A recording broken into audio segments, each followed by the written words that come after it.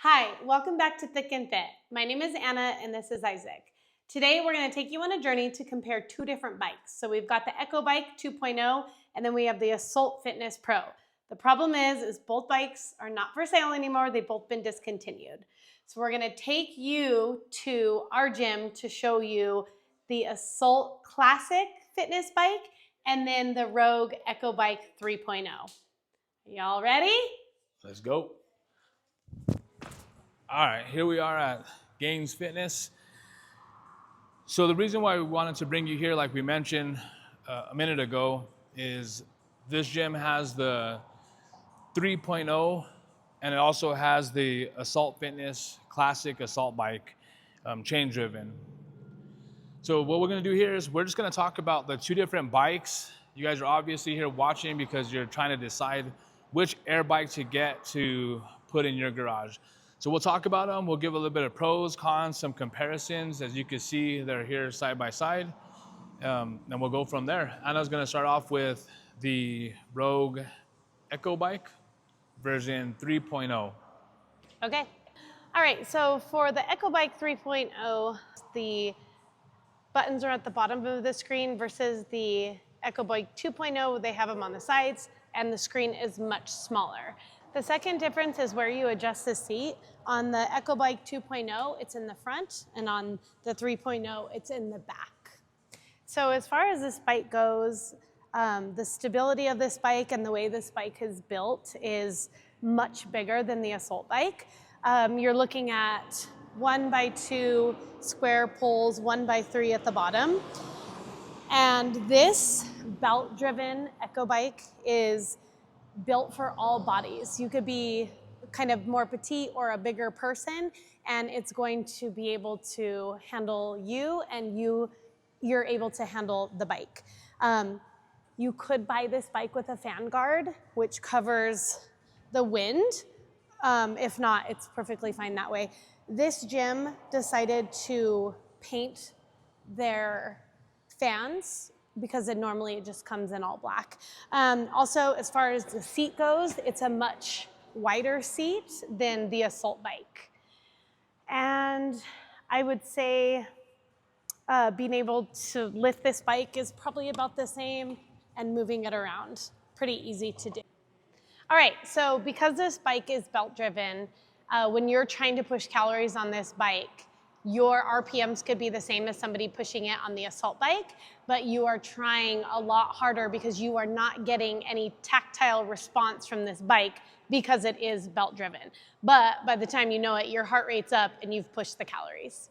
All right, so I'm gonna hand it over to Isaac to talk about the Assault Fitness bike. All right, I'm gonna talk about the Assault Fitness. This is the Assault AirBike Classic. So if you've been around in CrossFit at all, or I guess if you're over 40 years old, you've heard about the Schwinn Airdyne. So the Schwinn Airdyne was the original that came out. That was like kind of like the standard, and then they came out, Assault Fitness came out with this classic bike. This is the updated version or their newest version of their classic lineup. So you have the classic lineup, and like the one that we have at our house, that one's the original Pro. Maybe it was the prototype, but on that one, they now have belt driven on that version of it. But I want to talk about this Assault Classic.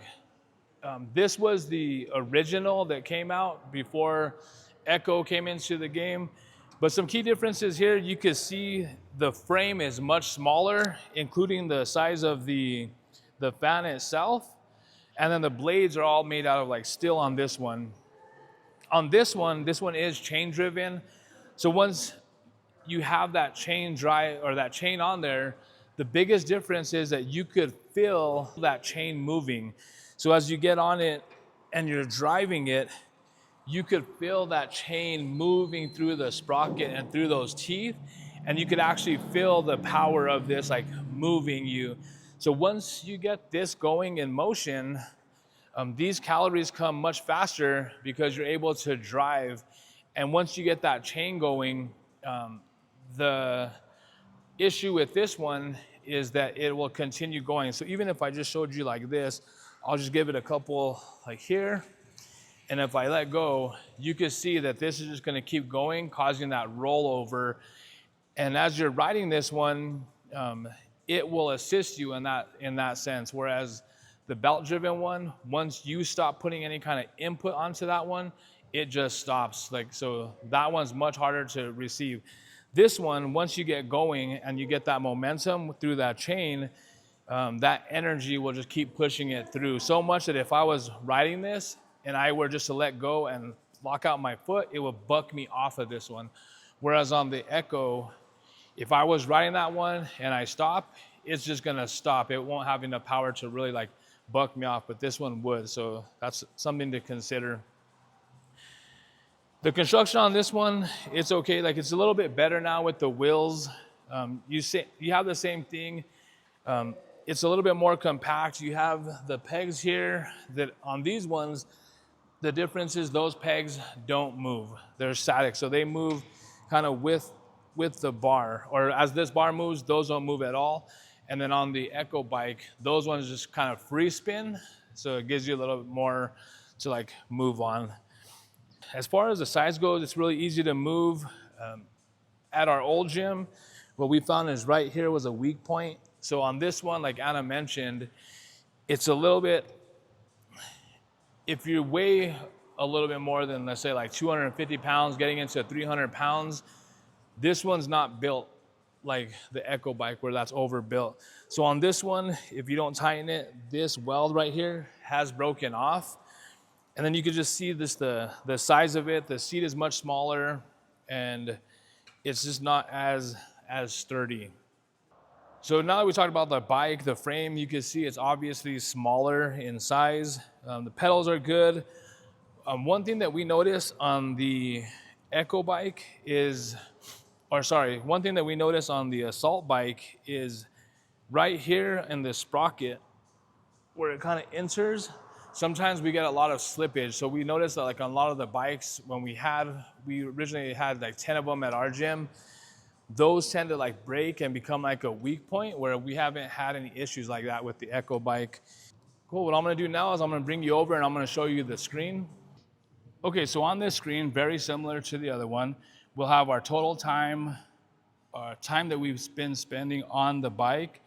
Distance, they both could do meters, or you could go kilometers. They both show calories. They both will show your watts, your speed, and your RPM. It's just on the Echo bike, that one is cadence, I believe. So we'll show you that one here in a second.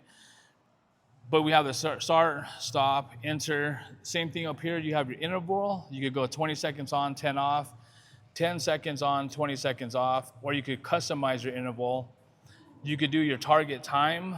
So however long you want to spend on this for max calories or max distance. And then here you have a target distance. So however far you want to go. Here you have target calories. You set as many calories as you want and do them as fast as you can.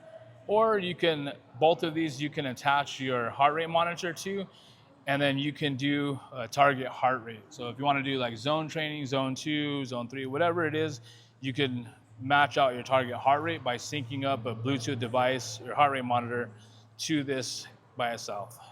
Okay, on the Echo bike, you've got your speed, watts, cadence, distance in kilometers, or you could do distance in meters, time, and calories. Over here, you can change it to intervals, so 20 to 10, 10 to 20, or custom. And then on your targets, target distance, target time, or calories. So on this, you can target 80% of your heart rate, 65% of your heart rate. That part, the Assault bike definitely does not do. And then when you can also connect this to Bluetooth to get it hooked up to your heart rate monitor. And then on settings, and then when you press settings, you can change the speed to kilometers per hour.